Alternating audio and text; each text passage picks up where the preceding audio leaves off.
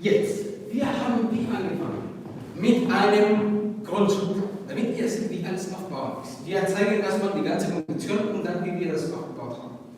2, 3, 4, 5, wollen Sie wieder?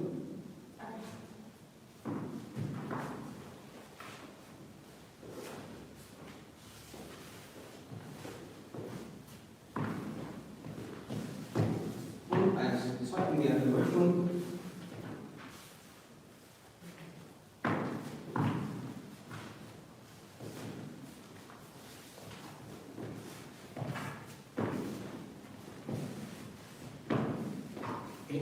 Jetzt, so kompliziert wie das aussehen kann, besonders später, wenn wir das vortanzen, es ist eigentlich ziemlich leicht aufgebaut und alle Elemente sollten schon alle mehr oder weniger kennen. Zumindest die ersten sollten schon bekannt sein für alle, weil das Grundelemente im Tango sind, die alle kennen sollten.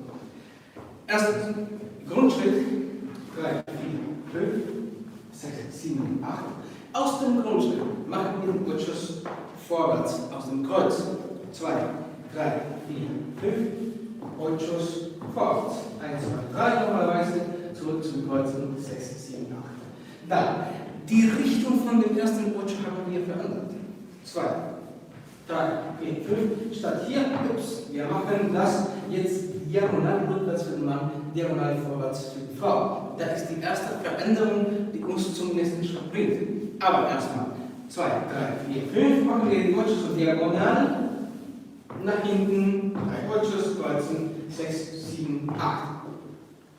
Danach, diesen ersten Schritt, das ein Ocho sein sollte, den nehmen wir so nur diagonal rückwärts und dann noch einen zusätzlichen Schritt, ohne Ochos zu machen.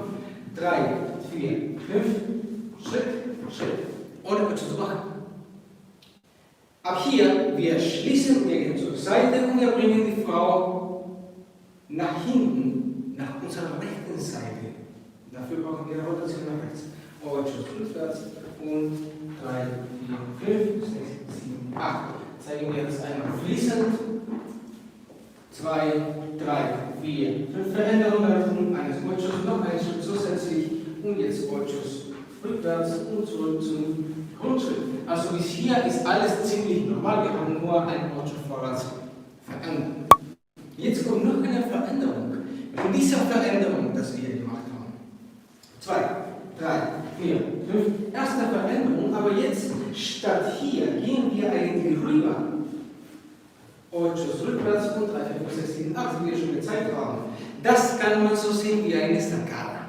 Eine Saccada, weil unsere Beine Kontakt haben und ich schütze ihr Bein weg. 3, 4, 5, Schritt. Achtung, Kontakt mit Oberschenkel, Saccada, Ocho, rückwärts. 3, 4, 5, 6, 7, 8. Dann haben wir eine zweite Schrittfolge gemacht und das kommt aus dem Ochos rückwärts. Ochos rückwärts und Barrida. Das nehme ich an, kennen schon alle. Nach einer Barrida, Ochos vorwärts, kreuzen und 6, 7, 8. Die Barrida ist schon ziemlich bekannt, zumindest in unserem Club kennen das alle, also haben wir es schon erklärt, wie die Barrida funktioniert. Und das Wichtigste bei einer Barrida ist, dass die Frau Kontakt erhält mit dem Fuß des Mannes. Also, eine Barrida entsteht aus Schieben. Ich muss ihren Fuß schieben und dafür muss sie gegen meines Fußes drücken. Weil wenn sie weggeht, dann gibt es keine Barrida. Ich schiebe keinen Fuß. Der Fuß muss da sein, um zu schieben. Also das ist vielleicht die wichtigste Sache, dass eine Barrida definiert wie eine Barrida. Ansonsten ist keine Barrida. Also, das ist die zweite Kombination. Ocho rückwärts, Barrida. Und dann Ocho vorwärts, also immer das Ende ist offen. Es gab ein Element, das gemeinsam war in der ersten Schrittfolge und in der zweiten Schrittfolge. Erste Schrittfolge 2, 3, 4, 5, 2 Schritte, Saccada, Ochos rückwärts, offenes Ende. Zweite Schrittfolge, Salida, Ochos rückwärts, Barrida, offenes Ende. Das gemeinsame Element in diesen 2 Schrittfolgen sind die Ochos rückwärts. Und da ist, wo wir verbinden. Schrittfolge 1 mit Schrittfolge 2. Das ist 2, 3, 4, 5, Schritt, Saccada, Ochos rückwärts, hier sind wir am Anfang der zweiten Schrittfolge. Barriera, sie geht rüber und Ochos vorwärts. Bis jetzt haben wir aber nur in eine Richtung getanzt. Das wäre gut, wenn es Milongas gibt und wir tanzen in eine Richtung, wie wir zeigen sind. Aber da wir im Wohnzimmer tanzen oder in der Küche oder im Badezimmer, wir müssen etwas machen, damit wir diese Schrittfolge drehen und andersrum tanzen, damit wir nicht so viel Platz nutzen. Und da haben wir nach der Barriera eine Media Luna nach rechts gemacht, wo sie rückseite vorwärts geht und wenn sie vorwärts geht, macht einen Wechselschritt zu meinem linken Fuß, sodass wir nochmal 1 und 2 tanzen können. Denkt noch daran, dass die 1 machen wir normalerweise nicht, diese 1, 2, weil das gegen die Tanzrichtung ist. Aber in dem Fall machen wir das schon, weil wir Platz sparen wollen. 1, 2, 3, 4, 5, Schritt, Sagat, Ochos, rückwärts, Barriera, sie geht rüber, ich gehe rüber, Media-Luna, Rückseite vor, Wechselschritt, 1, 2, 3. Hier sind wir genau gleich am Anfang. Nochmal, Sagat, Ochos, rückwärts, Barriera, sie geht rüber, ich gehe rüber, Rückseite vor, Media-Luna, Wechselschritt, 1, 2. Und so tanzen wir das in einem Platz ungefähr von 1, 2, 3 Schritte mal 2 Schritte. Und das ist der ganze Platz, den wir brauchen zu Hause, um so eine Kombination zu tanzen. Bonus! Wir haben einen Bonus mit 4 Teilen. Das erste Bonus, oder erste Verziehungsbonus, für die Frau.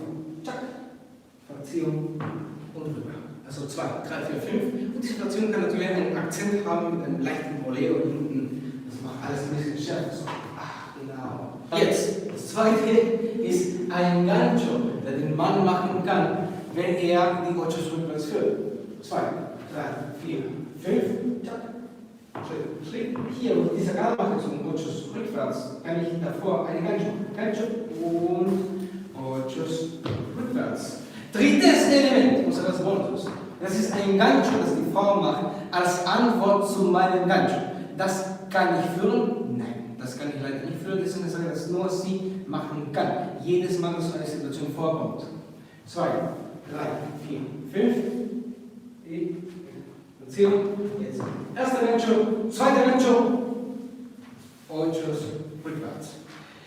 Viertes Element.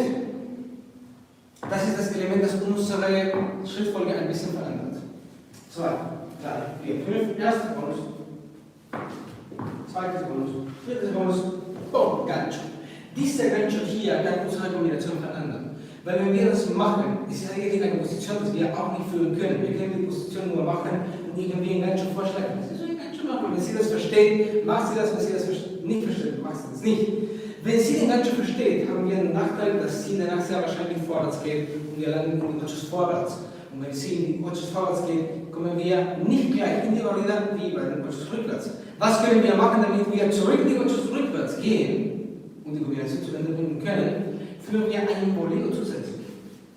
2, 3, 4, 5. Erster Bonus. Zweites Bonus. Drittes Bonus. Viertes Bonus. Achtung, Bolero. Ochos rückwärts. Weil nach einem Bolero vorne kommt immer ein Ocho hinten. Nach einem Bolero hinten kommt immer ein Ocho vorne. So funktioniert das System. Also, was passiert, wenn sie diesen Gancho nicht versteht, weil sie nicht weiß, was ein Gancho ist, oder weil sie einfach nicht drauf gekommen ist, dass es ein Gancho ist? Es passiert absolut nichts. Weil wenn das nicht ein Gancho ist, wird sie ein Bolero machen direkt. Wieso ein Bolero? Weil diese Position entsteht aus einem Kontakt mit ihrer Oberschenkel hier. Also das heißt, in dem Moment kann sie das wie ein Gancho verstehen oder kann sie verstehen, dass ich sie schütze irgendwo und sie macht ein Bolero. Nach dem Bolero vorne kommt immer ein Gancho hinten. Also wir sind sofort in den Schritt, den wir brauchen, um die Kombination zu Ende zu bringen. Also entweder macht sie Gancho oder Bolero, können wir weiter tanzen, wie wir das vorher gemacht haben.